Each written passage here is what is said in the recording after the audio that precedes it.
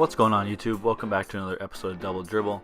Before we get in the video, I just want to quickly say, if you're a fan of basketball, whether it be high school, college, or the NBA, make sure to hit the subscribe button, join the conversation. We love interacting with you guys in the comments. Make sure to like button this video, and make sure you share with a friend. So let's get right into the video. Today we're going to be talking about James Bouknight. I'm not sure if I said his last name correctly. I've heard it said a couple different ways, so I'll always be referring to as James from now on, so I don't get flamed in the comments if I pronounced it wrong and keep pronouncing it wrong. So James is an upcoming player in this year's NBA draft. Before we get into where he is currently sitting at in the most recent ESPN mock draft, let's look at his career with the UConn Huskies. This past season he was a sophomore. He's 6'5", 190 pounds. He's averaged 18.7 points per game, 5.7 rebounds, and 1.8 assists. He did this while shooting only 44% from the field and 29.3% from three. Just right away looking at his percentages or his numbers, his percentages aren't great. A lot of that has to do with he was one of their pretty much the main guy at UConn. Obviously, teams just kind of keyed on him and did whatever they could do to stop him, and they usually had a pretty good chance at winning the game. So he was always being guarded by the best defender.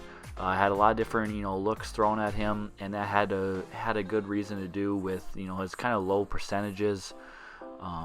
Along with that, he averaged 2.8 turnovers per game to only 1.8 assists per game.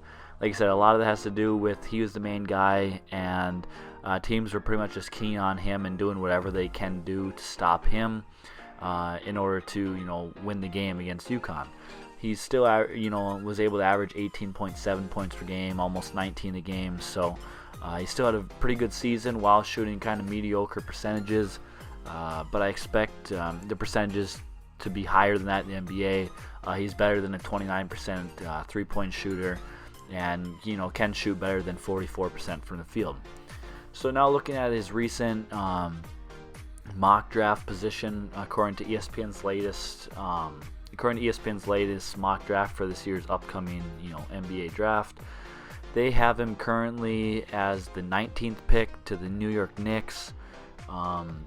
They think, or they have the reasoning behind this is that the Knicks could look to add depth to their backcourt, even though they are one of the deeper teams in the NBA. They talk about his scoring instincts and his ability to hit difficult shots off the dribble, and that he does have a lot of long-term potential that could be very attractive to teams, and teams like the New York Knicks.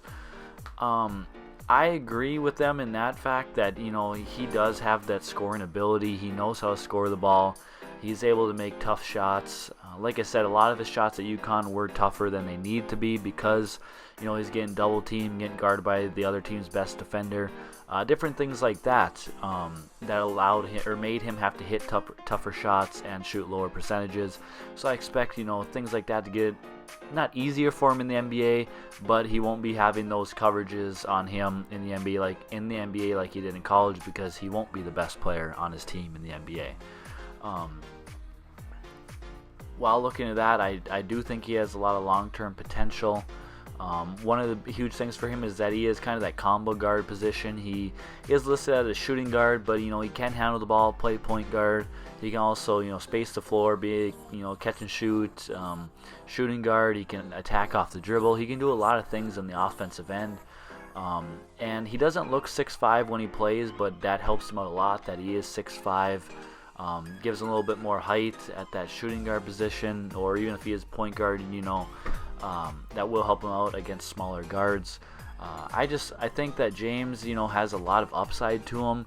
I think if a team can get him at that, 15 through 20 pick, I think any team there would be happy with him, and that's a great pick for him.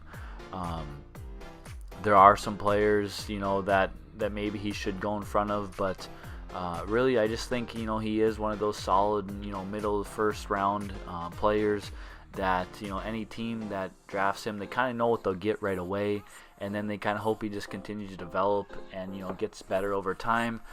There's no pressure necessarily with him, or no rush to get him in and have him starting, being the man, things like that.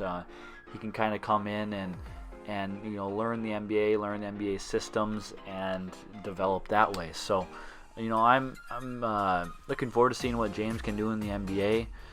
Leave your thoughts on him in the comment section down below. If you were a team, would you draft him in between that 15 to 20 pick? Do you think he should be higher or lower? What are your thoughts on him? So leave that all in the comment section down below. Make sure to hit the like button, hit the subscribe button, and we'll see you in the next one. Peace.